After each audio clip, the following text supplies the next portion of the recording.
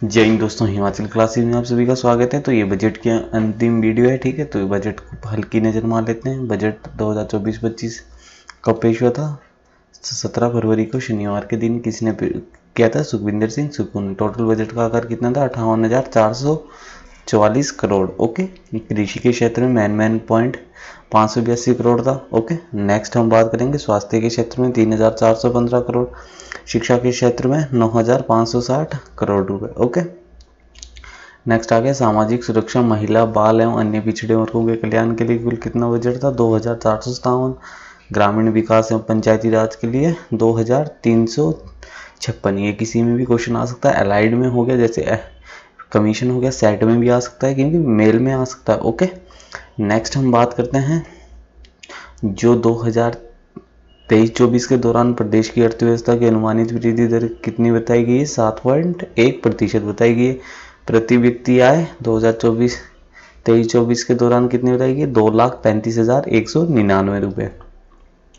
जो हिमाचल प्रदेश का राज्य का सकल घरेलू उत्पाद है 2023-24 के दौरान कितना? 2,07,430 करोड़ रुपए का अनुमानित है, ठीक है।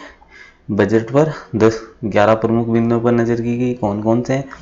आत्मनिर्भर हिमाचल, समृद्ध किसान हिमाचल, हरित और स्वच्छ हिमाचल, बिजली राज्य हिमाचल, पर्यटन राज्य हिमाचल, कुशल और दक्ष हिमाचल, स्वस्थ और शिक्षित हिमाचल, निवेशक मित्र हिमाचल, नशा मुक्त हिमाचल और अवैध खनन मुक्त हिमाचल। लास्ट पॉइंट है इसका 11th, समृद्ध और संपन्न हिमाचल।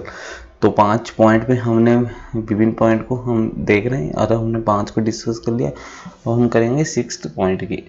इससे पहले हम हल्की सी नज़र मार लेते हैं बजट 24-25 में नई घोषणाएं कौन कौन सी हुई। राजीव गांधी प्राकृतिक खेती स्टार्टअप योजना, ठीक है।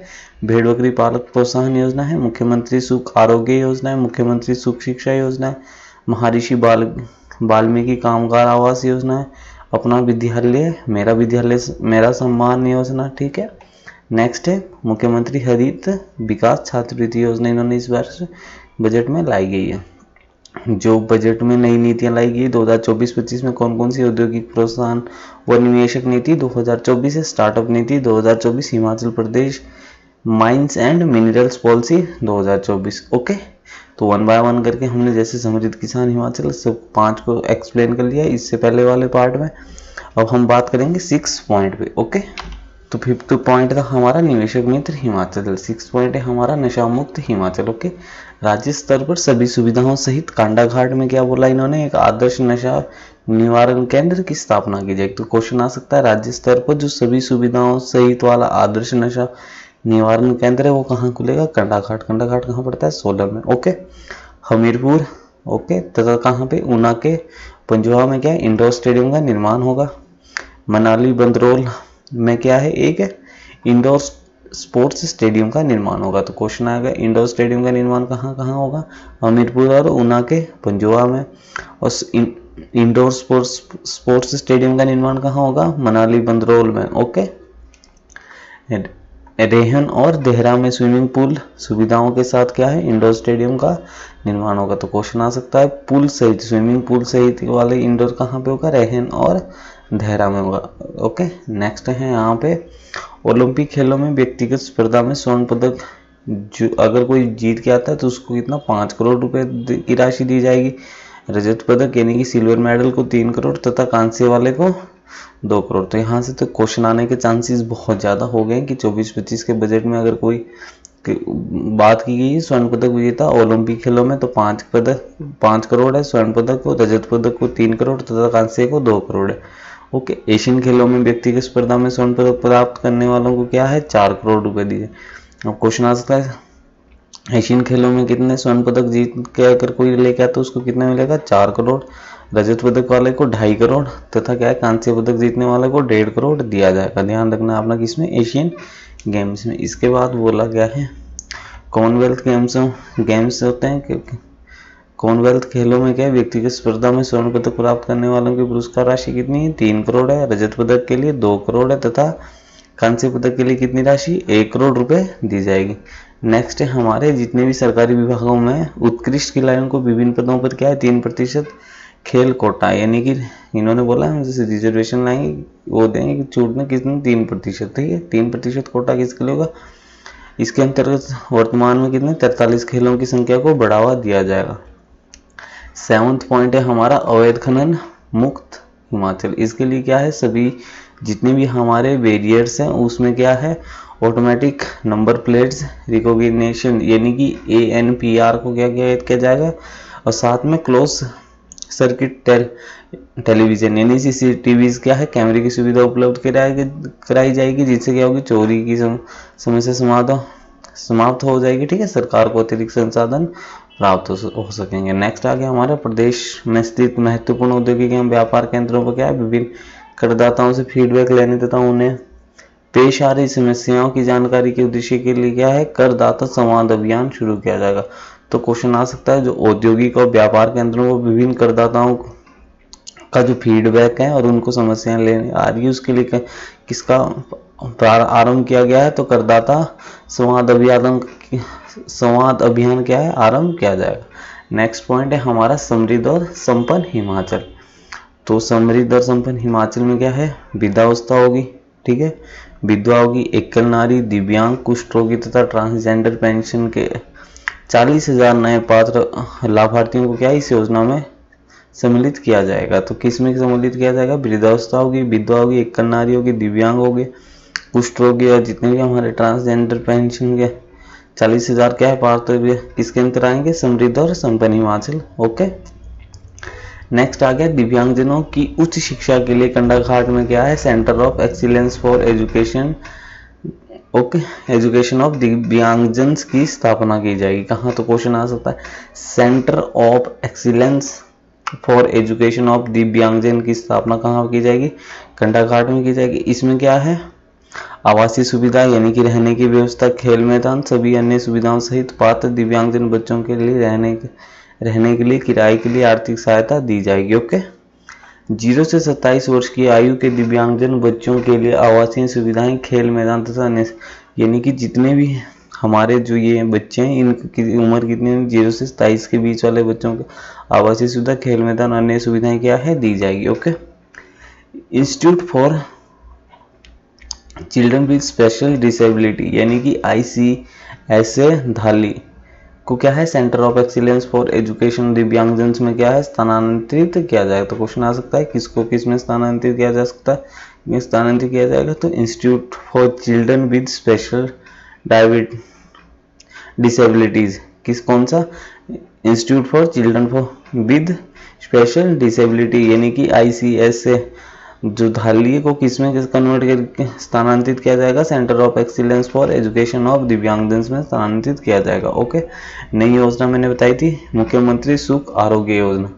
इसके अंतर्गत क्या है, 40 से अधिक आयु के सभी ऐसे वृद्धों जो कि आयकर ना दे रहे हैं उन्हें क्या है, मुफ्त चिकित्सा की सुविधा दी जाएगी। किसके अंतर्गत, मुख्यमंत्री सुख आरोग्य योजना के अंतर्गत 70 साल से अधिक के जितने भी है आयकर जो नहीं दे रहे हैं। ओके, नेक्स्ट आ गया नई एक योजना लाई गई, मुख्यमंत्री सुख शिक्षा योजना आरंभ की गई। इसके अंतर्गत क्या है, प्रदेश में ऐसी सभी विधवाओं के 27 साल तक की आयु वाले बच्चों की शिक्षा पर होने वाला व्यय यानी कि मुख्यमंत्री सुख शिक्षा योजना के अंतर्गत क्या है, जितनी भी हमारी विधवाएं है उनकी जो बच्चे हैं उनको 27 साल तक की उम्र का सारा व्यय कौन उठाएगी, सरकार वहन करेगी उसका। ओके, किसके अंतर्गत आ गया ये, मुख्यमंत्री सुख शिक्षा योजना के अंतर्गत।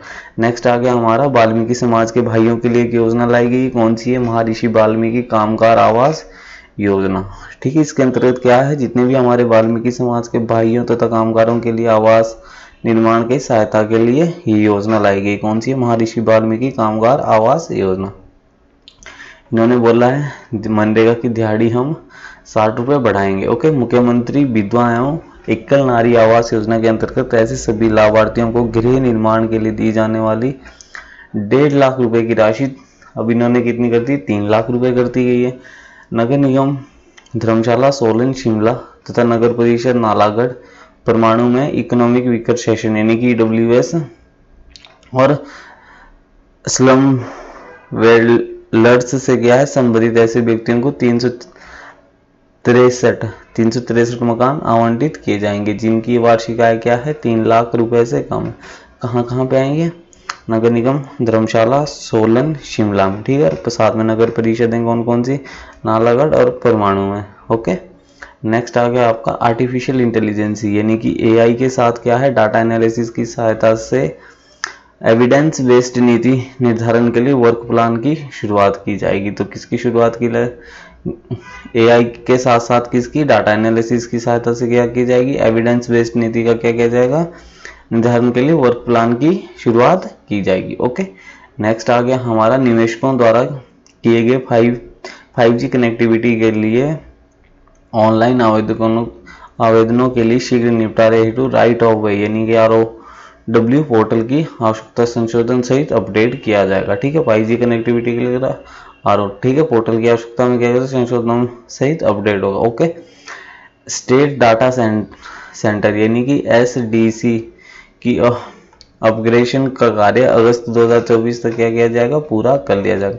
नेक्स्ट है हमारा, इन्होंने बात की है जो ये है हमारे कर्मचारी हो गए, पैरा वर्कर, मनरेगा कामगार और अन्य जितने वर्गों के कल्याण के लिए इन्होंने बोला जो दिहाड़ी है, हम बेसिक दिहाड़ी उसको 25 रुपये, यानी कि जो फैक्ट्री लेबर है 25 रुपये बढ़ोतरी के साथ 400 रुपये क्या प्रतिदिन की दिहाड़ी रखेंगे। आउटसोर्स कर्मियों को न्यूनतम कितना रुपये मिलेगा, 12,000 रुपये प्रति माह मिलेगा। सभी 2061 फॉरेस्ट बीट में एक वन मित्र की नियुक्ति की जाएगी जो अभी कोर्ट में स्टे है, ठीक है। वन विभाग में फॉरेस्ट गार्ड के कितने 100 पदों पर ये क्या करेंगे, भर्ती करेंगे। पुलिस कर्मियों की डाइट मनी को बढ़ाकर इन्होंने क्या बोला, 1,000 रुपये की जाएगी, ओके। अन्य जो इसमें बातें की गई है, सभी वाहनों की फिटनेस और ऑटोमेटेड टेस्टिंग सेंटर के माध्यम से अनिवार्य होंगे। क्या है, सभी वाहनों की क्या है, फिटनेस क्या है, ऑटोमेटिक टेस्टिंग सेंटर के माध्यम से क्या होंगे, अनिवार्य होंगे, ओके। नेक्स्ट आ गया खेर की सिल्वीकल्चर फील्डिंग्स से स्थानीय लोगों की आय में वृद्धि होगी, ठीक है। 10 फॉरेस्ट डिवीजनों में लगभग 13,000 खेर के पेड़ काटने की योजना होगी। इससे प्रदेश के राजस्व में क्या होगी, वृद्धि होगी, ओके। भू अभिलेखों का अनुवाद संविधान की अनुसूची 8 में सूचीबद्ध विभिन्न भाषाओं में करवाने का कार्य क्या होगा, शीघ्र हो जाएगा। किसका क्या, भू अभिलेखों का क्या है, अनुवाद संविधान की कौन सी अनुसूची, 8वीं में है ना, ओके। में क्या है, सूचीबद्ध विभिन्न भाषाओं में करवाने का कार्य क्या है, शीघ्र शुरू होगा, ओके। कांगड़ा के चंगर बढ़ो में क्या है, सब फायर स्टेशन खुलेगा, क्वेश्चन आ सकता है। कांगड़ा में कहाँ पे सब फायर स्टेशन खुलेगा, चंगर बढ़ो में खुलेगा। मंडी के कोटली और लड़ भडोल में क्या है, फायर पोस्ट खोलने तथा ठियोग स्थित फायर पोस्ट को सब फायर स्टेशन में उन्नयन होगा, ओके।